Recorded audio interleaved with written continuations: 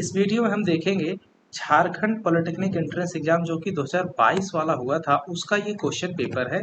इसमें हम इसके कुछ क्वेश्चन मैथमेटिक्स के जो कि आपके साथ शेयर करेंगे और आपकी प्रैक्टिस के लिए लेके आए हैं। तो चलते हैं क्वेश्चन की तरफ। ये रहा आपका पहला क्वेश्चन मैथमेटिक्स का। एक बीजीय व्यंजक जिसमें केवल एक ही पद हो उसको क्या कहते हैं? एकदम फैक्ट वाला क्वेश्चन है। बीजीय व्यंजक जो होता है जिसमें केवल एक पद हो यानी कि सिर्फ सिंगल टर्म होता है उसको हम लोग मोनोमियल बोलते हैं, है ना, मोनोमियल। चलिए अगले क्वेश्चन की तरफ देखिए। समीकरण के जोड़े हैं एक और ये दो समीकरण दिए हुए हैं, है ना। इसका सॉल्यूशन पूछ रहा है, इसमें से कौन सा सही होगा? इन समीकरण के जो जोड़े हैं इन दोनों से, इसमें पूछ रहा है कि इसका सॉल्यूशन को ही समाधान हिंदी में लिखता है। यहाँ पे देख लीजिएगा, the pair of equation x+2y-5 equal to 0 and -4x-8y+20 equal to 0 have unique solution, exactly two solutions, infinitely many solutions and no solutions। तो इसमें से कौन सा सही है? तो क्या करना है, इसके रेशियोज निकाल लेने हैं। 1/-4, देखिए यहाँ पे मैं थोड़ा सा कर लेता हूँ इसको। 1/-4। अब यहाँ पे दूसरा क्या बन जाएगा? 2/-8। और फिर तीसरा रेशियो क्या है? -5/20।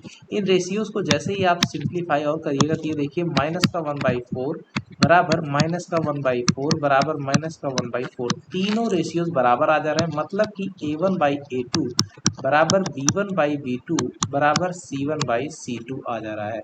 इसका मतलब ये जो दोनों इक्वेशंस दिए हुए हैं इनके जो कॉरस्पॉन्डिंग इनकी जो ग्राफ्स हैं वो क्या होंगे? एक समपाती रेखाएं प्रदर्शित करते हैं। और इसका मतलब है कि इसमें कितने सॉल्यूशंस होंगे? इनफाइनाइटली मेनी सॉल्यूशंस होंगे। तो option number C will be correct.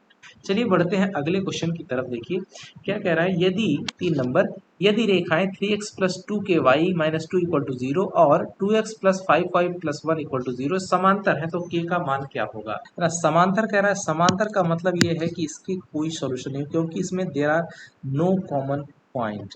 सो इसका जो रेशियो होता है A1/A2 बराबर B1/B2, ये तो होता है but not equal to C1/C2 होता है। इसकी ज़रूरत नहीं है, बस आपको के की वैल्यू निकालने के लिए ये वाले रिजल्ट की ज़रूरत पड़ेगी। A1/A2 बस रेशियोज निकालिए। 3/2 बराबर कर देना है आपका 2k और बटे में क्या कर देना है?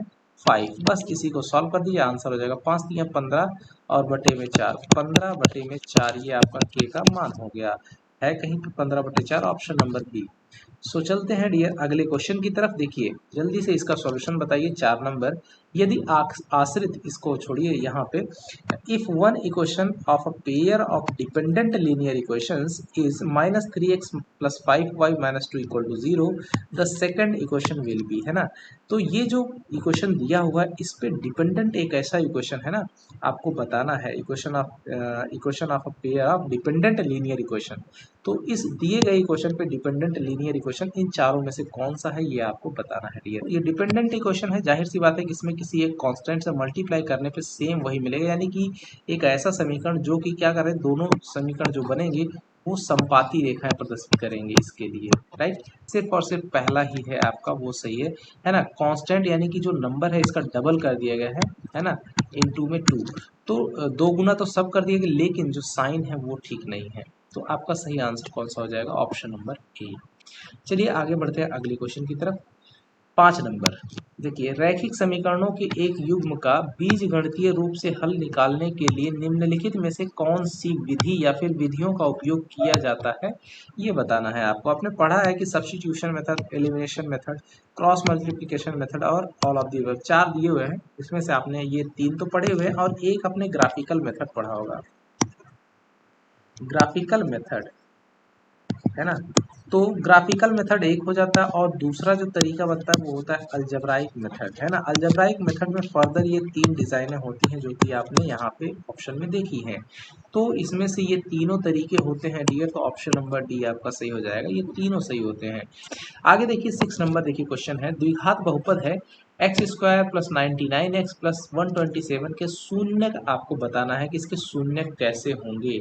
इसको सॉल्व करने का 2 तरीका है, या तो आप इसके जीरोस निकाल लीजिए, इसके जीरोस निकाल लीजिए और फिर उनके साइन को चेक करिए, नहीं तो आप डायरेक्टली कैसे करेंगे वो हम ज्योमेट्रिकल तरीके से देखेंगे। तो चलिए पहले इसके हम कॉन्सेप्ट को क्लियर करते हैं। px इक्वल टू हमारे पास एक बहुपद है, मानते हैं एक जनरल इक्वेशन है ना, या क्वाड्रेटिक इक्वेशन भी कह सकते हो। A x square plus b x plus c, right, जहां पर इसके जो कॉफिशिएंट्स हैं वो आपके रियल नंबर्स होते हैं, ए है, बी है और सी है, राइट। अगर इसके जीरोस या फिर इसके रूट की बात करें, अगर ये क्वाड्रेटिक इक्वेशन हुआ तो रूट कहलाएंगे, और अगर पॉलिनोमियल है तो जीरोस कह रहा हूं, और दोनों का काम, दोनों की बातें एकदम सेम है। तो कहीं रूट अगर मैं कह देता हूं, जीरो कहता हूं, उसमें कोई कंफ्यूजन मत लाइएगा, है ना। ढंग से समझिएगा, थोड़ा तसल्ली से 10-15 मिनट, 10-5 मिनट दे दीजिएगा समय, तो आपको ये कॉन्सेप्ट जबरदस्त समझ में आएगा और मजा आएगा। तो देखिए, अगर इसके रूट्स या जीरोस जो है वो है क्या, आपके अल्फा और बीटा। तो दो बातें होती हैं, दो चीजें हमको इसमें क्वेश्चन के रूप में पूछा जाता है। अगर मैं सेक्शन ए की बात करूं और दूसरा सेक्शन बी की बात करूं, एक तो होता है nature of root, nature of roots, या इसको हम जीरोस भी कह सकते हैं, राइट, नेचर ऑफ रूट्स या फिर नेचर ऑफ जीरोस। और दूसरा क्या होता है, साइन ऑफ रूट्स या फिर जीरोस, राइट। तो यही दो बातें हमको क्वेश्चन में पूछी जाती हैं। तो इस क्वेश्चन में पर्टिकुलरली क्या पूछा गया था, साइन ऑफ रूट्स या साइन ऑफ जीरोस पूछा गया था, कि ये एक बहुपद दिया गया, उसमें आपसे पूछा गया कि इसका साइन क्या होगा। तो चलिए एक एक कॉन्सेप्ट को हम बात करेंगे। सबसे पहले हम साइन ऑफ रूट्स की बात करते हैं। देखिए, जब आप साइन ऑफ रूट्स की बात करते हैं तो ये जो कॉफिशिएंट्स हैं और इनके जो जीरोस हैं एक प्रकार से, या फिर रूट्स हैं, उनमें एक कनेक्शन होता है। वो क्या, जरा आप ध्यान देंगे, एक बात बस इसी चीज को ध्यान रखिएगा जो मैं यहाँ बनाने चल रहा हूँ। ये एक्सिस सिस्टम है, एक्स एक्स डैश, ये आपका वाई अक्ष है, वाई वाई डैश, राइट। अब आपको बता दें कि ये जो ए बी सी हैं, इनके साइन को देख करके हम इसके जो रूट्स हैं या जीरोस हैं उनके साइन को पता कर सकते हैं, क्योंकि ए बी सी आपको डायरेक्टली क्वेश्चन में जो दिया रहता है आपका, चाहे वो क्वाड्रेटिक इक्वेशन हो चाहे पॉलिनोमियल हो, उसमें आपको इनके साइन मिल जाएंगे, राइट। तो चलिए देखते हैं। अब आपका यहाँ पे देखिए, जब आपका सेकेंड क्वाड्रेंट होगा तो वहां पे आपका बी क्या होता है, नेगेटिव होगा, सॉरी बी नेगेटिव नहीं, बी पॉजिटिव होता है। और थर्ड क्वाड्रेंट में जो है आपका, इसमें भी बी पॉजिटिव होता है। अब बी नेगेटिव किस में होता है, रेस्ट जो दोनों हैं उनमें आपका बी नेगेटिव होगा, याद रखिएगा। इसमें भी आपका बी नेगेटिव होता है। कैसे होता है, थोड़ा सा और लॉन्ग वीडियो बनाना पड़ेगा चूंकि वो कॉन्सेप्ट है, लेकिन बस आप इतना ध्यान रखिए, फिर आगे सारी बातें आपको एकदम स्पष्ट हो जाएंगी। देखिए, अब दो चीजें होती हैं, या तो ए का साइन या तो पॉजिटिव बनेगा या फिर ए का साइन नेगेटिव बनेगा, राइट। अगर ए का साइन पॉजिटिव है तो अब आप एक चीज आपने और पढ़ा होगा कि क्वाड्रेटिक इक्वेशन या क्वाड्रेटिक पॉलिनोमियल जो होता है उसका जो ग्राफ हम अगर प्लॉट करते हैं, इसका ग्राफ प्लॉट करते हैं, तो वो एक पैराबोलिक शेप में आता है। ये क्लास 10 की एनसीईआरटी में है, ऐसा नहीं है कि मैं आपको कुछ एक्स्ट्रा बता रहा हूं। ये पैराबोला शेप ले लेता है। पैराबोला क्या है, यू आकार की एक शेप होती है इस तरह से, राइट। तो अगर ए पॉजिटिव होगा तो ये यू जो डिजाइन बनेगी ये ऐसे ऊपर की तरफ मुंह किए हुए होगी, बस इतनी से पहचान करनी है। और ए नेगेटिव होगा तो ये जो डिजाइन है यू वाली वो आपकी नीचे की तरफ, राइट। तो इसको बोलते हैं अपवर्ड डाउनवर्ड, ओपनिंग डाउनवर्ड्स, और ये है आपका ओपन इन अपवर्ड। तो अब देखते हैं इसमें, अब ए हो गया, बी हो गया, अब हमको सी की बात करनी है। तो सी जो एक्स एक्सिस होता है, एक्स एक्सिस के ऊपर अगर है तो ये आपका सी पॉजिटिव कहलाता है, याद रखिएगा। सी पॉजिटिव है तो जो कटिंग होगी वो कटिंग की लेंथ है सी, और अगर जो है ये नीचे की तरफ कट हो रहा है तो सी आपका नेगेटिव होगा। बस इतनी सी बात को आपको ध्यान रख करके चलना है। अब आपको कुछ सिचुएशन बताते हैं, है ना, जो साइन ऑफ रूट है उसकी। तो अब इसमें जैसे अगर हम केस 1 की बात करते हैं, केस 1, राइट, जिसमें अगर ए पॉजिटिव हो, बी भी पॉजिटिव हो और सी भी पॉजिटिव हो, तीनों पॉजिटिव हो, तो आपका ग्राफ कैसे बनेगा। देखिए, इस तरह से आपको मोटा मोटा आइडिया लगा लेना है। ए पॉजिटिव है, इसका मतलब ऊपर की तरफ डिजाइन रहेगी। बी पॉजिटिव है, बी पॉजिटिव है तो किधर रहेगा, सेकंड क्वाड्रेंट और किसमें, थर्ड क्वाड्रेंट को मिला करके ही वहीं पे ग्राफ रहेगा। ये ग्राफ की लोकेशन है, ग्राफ कहाँ रहेगा, तो सेकंड और थर्ड क्वाड्रेंट में ग्राफ रहने वाला है। और उसके बाद सी पॉजिटिव है, इसका मतलब कि कहीं ऊपर में कटिंग होने वाली है, तो कहीं ना कहीं आपका जो ग्राफ होगा वो इस तरह से बनेगा डियर। ये आपका होता है सी, जो कि क्या है, पॉजिटिव। और यहाँ पे ये आपका हो गया एक रूट अल्फा और ये दूसरा हो गया बीटा। तो आप देख पा रहे हैं कि ऐसी जब केस होती है तो आपके जो दोनों रूट होते हैं वो क्या होते हैं, अल्फा भी नेगेटिव है और बीटा भी नेगेटिव है। तो बस इसी तरह से आपको ये क्वेश्चन चेक करने हैं और आप ये चीज़ जैसे ही केस मैंने 1 बताई ये क्वेश्चन में अब आप अप्लाई करिए। यहाँ पे a बराबर 1 है जो कि पॉजिटिव है, b बराबर 99 है जो कि पॉजिटिव है, c बराबर 127 है जो कि आपका पॉजिटिव है। तीनों पॉजिटिव हैं, इसका मतलब है कि ग्राफ आपका किस तरह से बनता, इस तरह से बनता। और जब ग्राफ ऐसा बनता है तो ऑटोमेटिकली इसके जो जीरोस हैं अल्फा और बीटा या रूट्स कह सकते हैं, वो दोनों ही क्या होंगे, अल्फा भी नेगेटिव और बीटा भी नेगेटिव होगा। चलिए अगले क्वेश्चन की तरफ। इस सिस्टम में ये आपका ओरिजिन हो गई, ये आपका एक्स एक्सिस हो गई, ये आपका वाई एक्सिस हो गया। इसने क्या कहा, एक्स अक्ष से, यानी कि ये जो एक्स एक्सिस है इस अक्ष से ये एक बिंदु है, दोनों पॉजिटिव पॉजिटिव है, 2,3। ये देखिए 1, ये 2, 1, 2 और 3। इसका निर्देशांक अगर देखिएगा तो आपको कहाँ मिलता है, यहाँ पे मिलता है 2,3। अब आपको साफ दिख रहा होगा ये एक्स अक्ष से दूरी कौन सी है, ये वाली जो दूरी है ये आपकी क्या एक्स अक्ष से, जो कि कितनी लेंथ है इसकी आपकी, ये है वाई एक्सिस पे नापी गई दूरी जो कि 3 हो जाएगी। एक्स एक्सिस पे नापी गई दूरी ये वाली है जो कि 2 यूनिट होगी। तो अगर वाई एक्सिस से दूरी कहता तो भाई 2 यूनिट बनती है, और एक्स एक्सिस से कह दिया तो क्या बन जाएगा, 3 यूनिट बन जाएगा। ये आप ध्यान रखिएगा, ये क्वेश्चन ऐसे ही सॉल्व किए जाते हैं। चलिए आगे चलते हैं। 8 नंबर का क्वेश्चन है, एक समांतर चतुर्भुज है ABCD, इसका चौथा शीर्ष D है, 3 शीर्ष दिए हुए A, B और C। तो आपको चौथे शीर्ष का निर्देशांक बताना है कि क्या हो। समांतर चतुर्भुज बोल दिया, समांतर चतुर्भुज इस तरह से आपको क्या कर लेना है, बना लीजिएगा, है ना। ये आपका ए हो गया, बी हो गया, सी हो गया, डी हो गया। पॉइंट यहाँ मैं लिख दे रहा हूँ। डी मान लीजिए एक्स कॉमा वाई है, ए का निर्देशांक क्या लिखा हुआ है आपका -2,3 है, और बी का निर्देशांक क्या लिखा हुआ है आपका 6,7, और सी का निर्देशांक है 8,3, है ना। अब 8,3 लिखा हुआ, अब इसको क्या करना है, आपको निकालना है बिंदु डी, यानी एक्स और वाई का मान। आप क्या करिए, डायगोनल को इस तरह से खींच दीजिए। और हमको पता है कि जो पैरेललोग्राम होता है ना, समांतर चतुर्भुज होता है, उसके डायगोनल क्या करते हैं, एक दूसरे को इंटरसेक्ट करते हैं ना, बाइसेक्ट कह सकते हो, सब विभाजित करते हैं। तो ये जो बिंदु होगा ओ, ये आपका AC का मिड पॉइंट होगा और BD दोनों का मिड पॉइंट होगा। तो इसका मिड पॉइंट निकाल लीजिए मिड पॉइंट फार्मूले से। 8 और में से 2 जाएगा, 6 का आधा हो जाएगा 3, 3 और 3 6 का आधा हो जाएगा 3, 3,3 मिड पॉइंट हो गया। अब एक्स वाई और यानी बी और डी का मिड पॉइंट निकाल के बराबर कर दीजिए। तो 6 प्लस का x बाई में 2 किसके बराबर होगा, 3। तो 6 प्लस का x बराबर में 6, तो x बराबर आपका आ गया 0। तो ध्यान देना, पहले में 2 में 0 है। अब y निकालना है इसी तरह से, तो y प्लस 7, y में 2 इक्वल टू 3, तो y प्लस का 7 equal to 6, y equal to minus का 1। तो इस तरह से क्या मिल गया आपका 0, -1, ये आपका सही है। 0, -1 कौन सा है, बी वाला ऑप्शन में दिया हुआ है। ऐसे आपने करना होता है। चलिए अगले क्वेश्चन की तरफ बढ़ते हैं डियर। 9 नंबर का जो क्वेश्चन है, दो बिंदु दिए हैं, इनको मिलाने वाले रेखाखंड के लंब समद्विभाजक पर स्थित बिंदु कौन सा होगा, है ना। दो बिंदु है, एक है ए और दूसरा है आपका बी। इसको मिलाने वाला जो रेखाखंड है आपको दिख रहा होगा इस तरह से AB, इस पे लंब समद्विभाजक है ना, लंब सम, इनके बीचों बीच से एक ऐसा लाइन है जो कि इस पे लंब भी है और इनके बीचों बीच से होके जा रही है। तो इस जगह पे ये जो बिंदु P मैं दर्शा रहा हूँ, इसका निर्देशांक मान लीजिए x, y है, तो वही पूछ रहा है कितना होगा। ये एक्चुअली मिड पॉइंट है, मिड पॉइंट जो अभी आपने किया, -2 ये हो जाएगा आपका 0, अगला हो जाएगा 5 -5 ये भी 0, तो 0,0 इसका सही आंसर है। देख रहे हो कितनी देर लगी मुझे समझाने में, कितनी देर लगी। अगला क्वेश्चन है 10 नंबर का।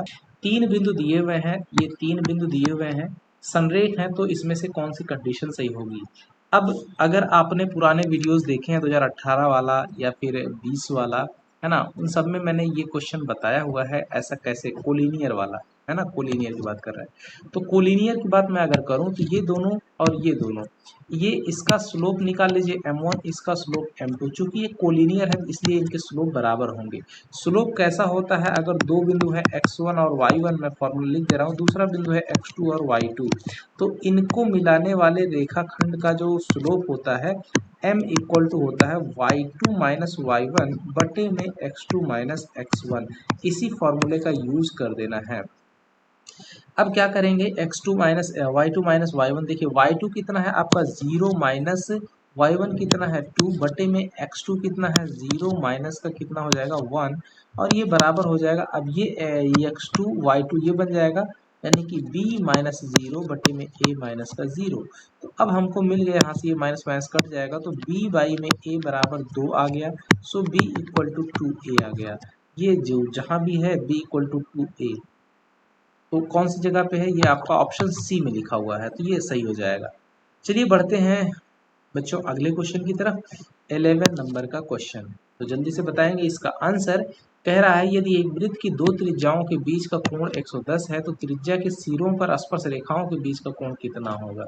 ये क्वेश्चन सिंपल सा है, लेकिन लिखने का जो लहजा है ना, वो कुछ ऐसे लिखा जाता है ताकि आप थोड़े से चौंक जैसे जाए, है ना।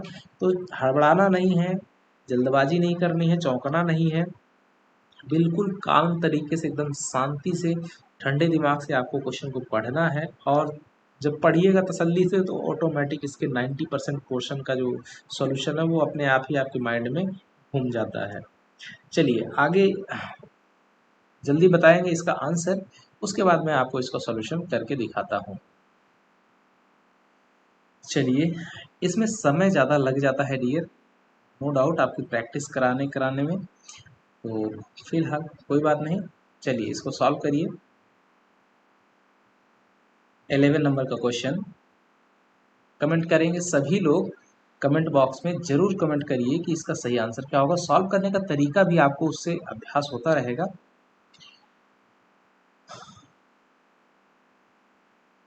तो चलिए अब मैं आपको इसका सॉल्यूशन करके दिखाता हूँ। देखिए क्या कह रहा है, एक वृत्त की दो त्रिज्याओं के बीच, ये इस तरह से आपके पास ये सर्कल है, इसमें कोई दो त्रिज्याएं आप इस तरह से मान लीजिए, इसका सर्कल का सेंटर है O, ये R1 ये R है, दोनों त्रिज्या है, इनके बीच का जो कोण है 110 डिग्री है ना। तो अब क्या कह रहा है, इसके मान लीजिए ये A और ये दूसरा बिंदु B है, इस पे स्पर्श रेखा इस तरह से खींची गई है। तो अगर ये P बिंदु है तो PA और PB ये स्पर्श रेखाएं हैं, तो इनके बीच का कोण कितना होगा ये पूछ रहा है। देखिए यहाँ पे 90 डिग्री बने, क्योंकि त्रिज्या और स्पर्श रेखा के बीच कोण 90, 90 ये 110 है, तो ये वाला कितना बन जाएगा, 70 डिग्री बन जाएगा। ये एकदम कितना हल्का सा क्वेश्चन है, ज़्यादा नहीं सोचना है। और मैं जो आपको बताता हूँ वैसे ही करना है, आपको कॉन्सेप्ट का यूज़ करना है ना। कॉन्सेप्ट यही है, अवधारणा, स्पर्श रेखा। 12 नंबर का क्वेश्चन देखिए बच्चों, वृत्त के केंद्र से 5 सेंटीमीटर की दूरी पर एक बिंदु ए से स्पर्श रेखा की लंबाई 4 है, वृत्त की त्रिज्या आपको बतानी है।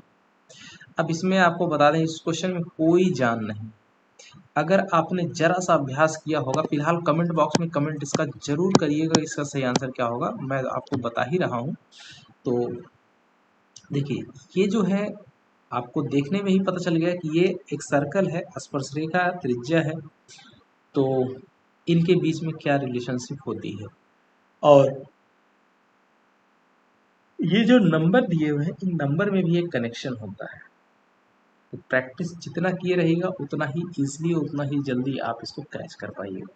तो चलिए, आई होप कि आप सभी ने आंसर दे दिए होंगे, और देखते हैं इसका जो सॉल्यूशन है। इस तरह से सर्कल, ये है आपकी टेंजेंट लाइन, ये है पॉइंट P, ये A है, ये आपका O है, ये आपकी रेडियस R है, ये डिस्टेंस है ना। यहाँ पे त्रिज्या और स्पर्श रेखा 90 डिग्री का कोण बनाती है। वृत्त के केंद्र से 5 सेंटीमीटर दूरी पर, तो ये दूरी 5 सेंटीमीटर है। एक 4 सेंटीमीटर की लेंथ की आपकी टेंजेंट है, तो R कितना होगा, तो R आपको पता चल गया कितना होगा, 3 सेंटीमीटर। क्यों, 5, 4 और 3 ये ही आपके पाइथागोरियन ट्रिपलेट्स बनाते हैं। 5, 4, 2 पता है, तो अगला 3 ही होगा। सही answer option number A, Pythagoras लगा दीजिए, आंसर वैसे भी आ जाएगा सामने।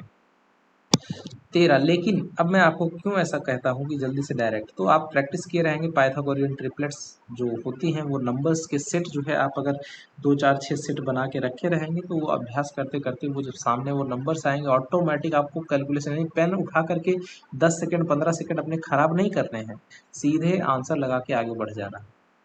चलिए अगले क्वेश्चन की तरफ चलते हैं। 13 नंबर, आई होप कि इसमें मुझे लगता है 2 घंटे का पेपर होगा, जिसमें 120 क्वेश्चन, सॉरी 120 मिनट में 150 क्वेश्चन अटेम्प्ट, तो 1 मिनट से भी कम टाइम रहने वाला है। ए बी वृत्त की जीवा है ना। ए ओ सी इसका व्यास इस प्रकार है कि कोण ए सी बी 50 डिग्री है।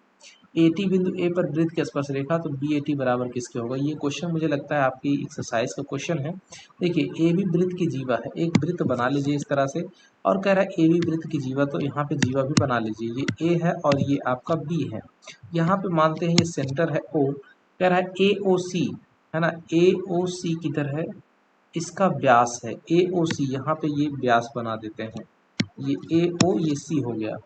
इस प्रकार की कोण ए सी बी, ए सी बी, ये ए सी बी हो गया, ये जो ये वाला कोण देख रहे हैं आप, ए सी बी हो गया 50 डिग्री है। कितना है ये, 50 डिग्री।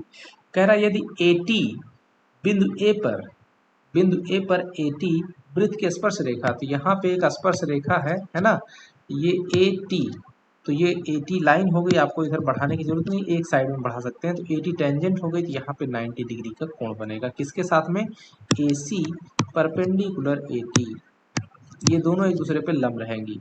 आगे क्या कह रहा है, बी ए टी बराबर है ना, बी ए टी, तो कोण बी ए टी, यहाँ पे कोण बी ए टी आपको पूछ रहा है कि इसका मान कितना होगा, बी ए और टी, मतलब ये वाला जो एंगल है वो एंगल आपसे पूछ रहा है। तो देखिए, चूंकि अब समकोण त्रिभुज ए बी सी में देखिए, ए बी सी, अब मेरे मुंह से निकल गया समकोण, लेकिन कैसे, क्योंकि ये अर्धवृत्त है, अर्धवृत्त में स्थित कोण है, तो ये कोण बी आपका क्या होगा, 90 डिग्री, 90 है तो 9 5 14 140, तो ये वाला कोण कितना बन जाएगा, 40, तो ये वाला ऑटोमेटिक कितना बन जाएगा, 50 डिग्री, राइट। तो सही आंसर क्या हो जाएगा इसका, सी वाला सही हो जाएगा, 50 डिग्री। चलते हैं आगे अगले क्वेश्चन की तरफ डियर। ये देखिए 14 नंबर का क्वेश्चन, दो संकेंद्रित वृत्तों में से बाहरी वृत्त की त्रिज्या 5 और 8 सेंटीमीटर लंबाई की जीवा एसी आंतरिक वृत्त की स्पर्श रेखा है, आंतरिक वृत्त की त्रिज्या कितनी होगी, ये क्वेश्चन पिछले वाले में आया हुआ है ना। दो संकेंद्रित वृत्त हैं, यानी कि उनके सेंटर एक है, इस तरह से जैसा आप देख पा रहे हो फिगर में, ये मान लीजिए ओ सेंटर है। कह रहा है दो बाहरी वृत्त की त्रिज्या 5 सेंटीमीटर है, बड़े वाले वृत्त की त्रिज्या, और 8 सेंटीमीटर लंबाई की जीवा जो एसी आंतरिक वृत्त की स्पर्श रेखा है, आंतरिक वृत्त की स्पर्श रेखा ये क्या है आपकी, एसी, ए सी, राइट। और यहाँ पे ये बिंदु है, कोई भी टचिंग पॉइंट है, और ये जो है ये आपकी 5 सेंटीमीटर की लेंथ है, यहाँ पे ये 90 डिग्री का कोण बनाएगा, मान लीजिए पी है। अब इसमें आपको कुछ कह रहा है, देखिए आंतरिक वृत्त की त्रिज्या, तो आंतरिक वृत्त की त्रिज्या ये होगी ओपी, तो आपको ओपी निकालना है, और इसने टोटल लेंथ बताई है 8, एसी की लंबाई 8 है, तो ये वाली कितनी हो जाएगी, 4 हो जाएगी। तो अब आपको समझ में आ गया, 5 हो गया, 4 हो गया, समकोण त्रिभुज है, तो आर बराबर हो जाएगा 3, तो सही आंसर क्या हो जाएगा, 3। तो इसने क्या पूछा, त्रिज्या पूछा। तो इसमें देखिए कभी कभी ये आर दे देगा, बड़ी छोटी त्रिज्या दे देगा, तो आपसे एसी की लंबाई पूछेगा, यानी उस स्पर्श रेखा की, या फिर यूँ कह लो कि जीवा की लंबाई पूछता है। तो क्वेश्चन ऐसे ही बन सकता है। चलिए आगे बढ़ते हैं। तो ये क्वेश्चन 2-3 तरह से घुमा घुमा के पूछा जाता है। देखिए ये क्वेश्चन है 15 नंबर का।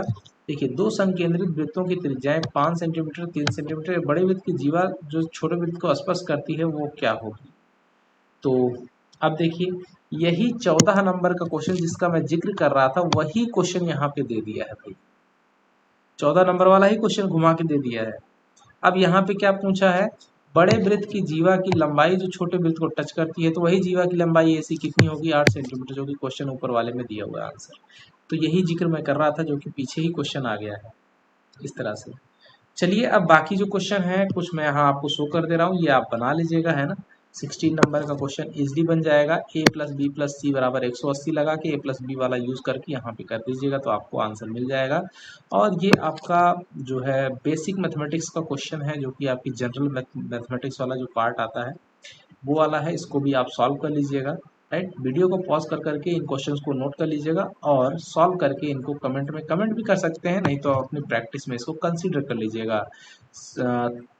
16 नंबर, 17 नंबर, 18 नंबर, उसके बाद 19 और ये आपका 20 नंबर। अब वीडियो बहुत ज़्यादा लंबा हो जा रहा है डियर, है ना। इसके आगे के क्वेश्चन मैं आगे अगले वीडियो में आपके साथ शेयर करूंगा, प्रैक्टिस के सिलसिले में ही। तो ठीक है डियर, क्वेश्चन को बनाइए और एंजॉय कीजिए, प्रैक्टिस जारी रखिए। थैंक यू, जय हिंद।